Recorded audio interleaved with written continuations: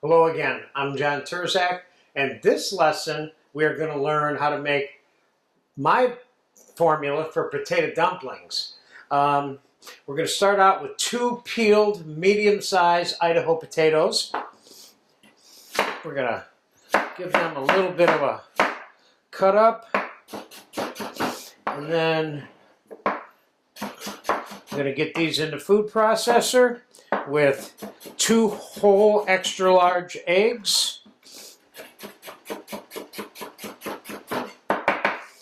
And before I go there, I have 1 medium-sized diced or small minced onion and a 1/4 cup of minced red pepper.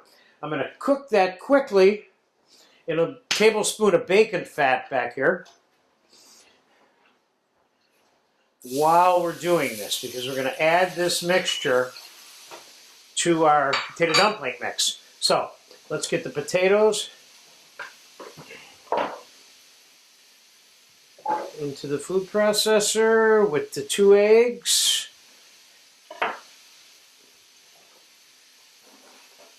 And 1 cup of bacon cooked lardoons also, which I have right here.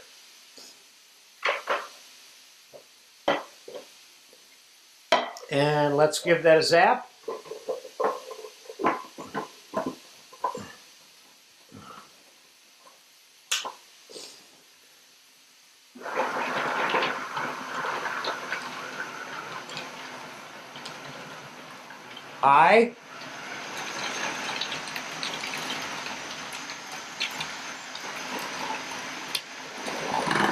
Off.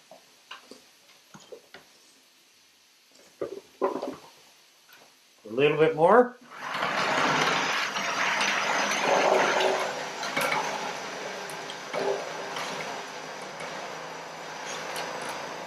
Okay, let's take our egg and potato mix, which is all raw. Now, rather than give you, onion and peppers are doing good, and I'm going to shut that off. So, rather than give you a very specific amount of flour to put in here, I'm starting out with a little more than a couple cups of flour, and I'm going to put some of it in, and I'm going to mix this until it reaches a certain level of paste, or what I would consider to be dough. Okay? When it gets doughy enough, I will have put enough flour in. So far I got a cup of flour in here now.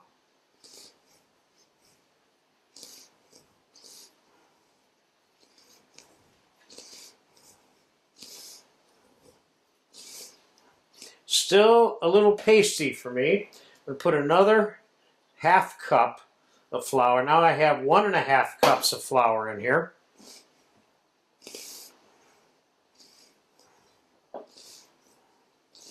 And now, while we're still at the mixing stage, the onions and the peppers are going in here.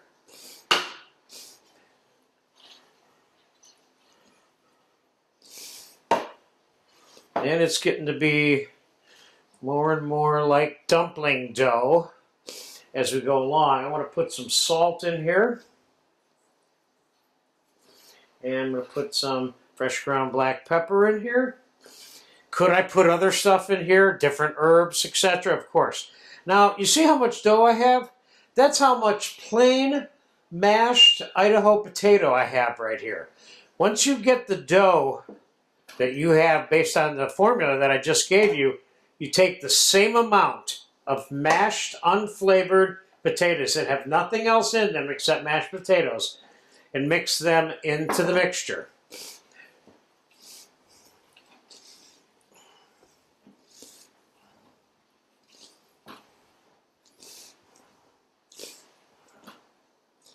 I'm going to stuff these with little cubes of cheddar cheese.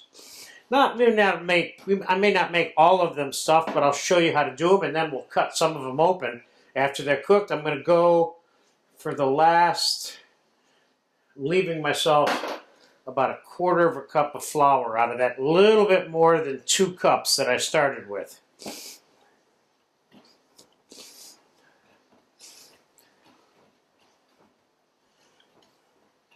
I'm going with the rest of it.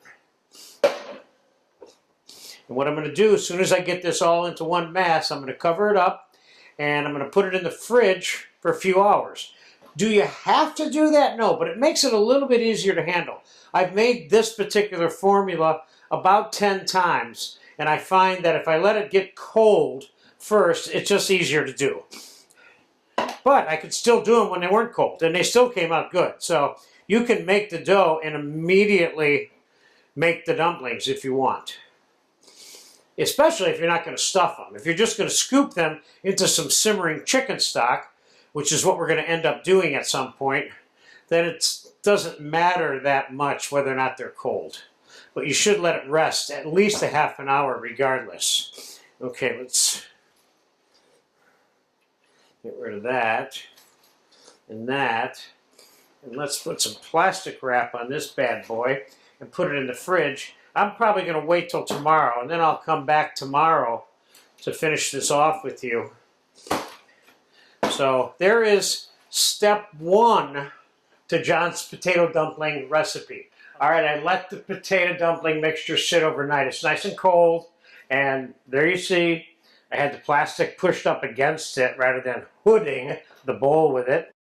And there's a little bit of oxidizing gray from the potato, which is not a problem. It's nothing wrong with that. You can eat that. And what I have in the back here is some simmering chicken stock. So I'm going to show you a couple of ways to form your potato dumplings. I'm going to do 2 dumplings with a scoop into the simmering chicken stock, and I'm going to make a couple by hand. You may not have one of these scoops, or you may want to make them by hand, or maybe you don't have the right size scoop for the size dumplings you want. Maybe you want to make little tiny dumplings to put 10 of them in a bowl of soup or something like that. So let's take a little bit of the mixture and roll it by hand, but in this case I'm going to put a little bit more flour on it. So number 1, I can roll it and it won't get all stuck to me. A little more still. There we go, now it's rolling. All right, so there's another one. And let's do one more of those real quick. And that's how you can roll them by hand. Now, you might maybe saying to yourself, well, why don't you just put more flour into the potato mix itself so it's not so sticky? The problem with doing that is that what you end up with is dumplings that aren't quite as soft and tender because there's so much flour in the mixture, you know? So we're going to fast forward now. This is going to take about 8 to 10 minutes to simmer these till they're done. Then we'll throw them on a plate, and there you'll have how to make and poach potato dumplings. I'll see you in about 5, 8, 9 minutes. The dumplings have been simmering for about 10 minutes, maybe even 11 or 12. But the important thing for you to remember is, depending on how big the dumpling is, that's how long it has to cook, okay? They swelled up a little bit. Here. They look good.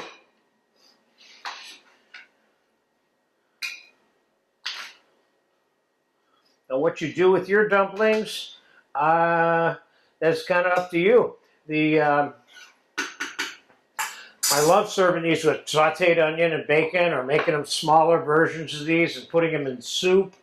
And you name it. Let's take a little peek at the inside of a couple of these. See, those are nice and soft. That's good. What you don't want is a hard dumpling. Look at that. See there? You got all the little pieces of bacon in there. These look good. Okay, so there you have it. How to make potato dumpling mixture, mine anyway. Of course, there's all kinds of ways to flavor it. You don't have to put any bacon in it. You can make these 100% vegetarian, no problem. But this is a good basic formula. Thank you.